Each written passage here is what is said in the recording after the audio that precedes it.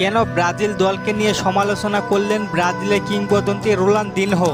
বর্তমান সময়টা মোটেও ভালো যাচ্ছে না ব্রাজিল ফুটবল দলের। কোপা আমেরিকার আগে প্রীতি ম্যাচের বিপক্ষে জেতার পরে যুক্তরাষ্ট্রের সাথে ড্র করে সেলেসাওরা, আর তাতে খেপেছে কিংবদন্তি রোনালদিনহো ব্রাজিল দলকে নিয়ে বলেন, খেলোয়াড়দের খেলার কোনো ইচ্ছে নেই, ভালো ডিফেন্স লাইন নেই, মিডফিল্ডার নেই, সেই কারণে কোপা আমেরিকার কোনো ম্যাচই দেখবেন না, এমনটাই জানিয়েছেন।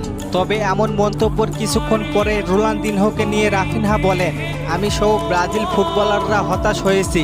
আমি বিশ্বাস করি সে এমন কিছু বলতেই পারে না, সে সব সময় দলকে সমর্থন করে এসেছিল।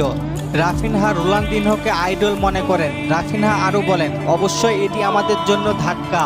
আমি রোনালদিনহোর সাথে একমত নয়। আমি 3 বছর ধরে জাতীয় দলের হয়ে খেলছি। আমি সব সময় নিজের সেরাটা দেওয়ার চেষ্টা করেছি। এখানেই সবাই নিজেদের যোগ্যতা দিয়ে জাতীয় দলে সুযোগ পেয়েছে।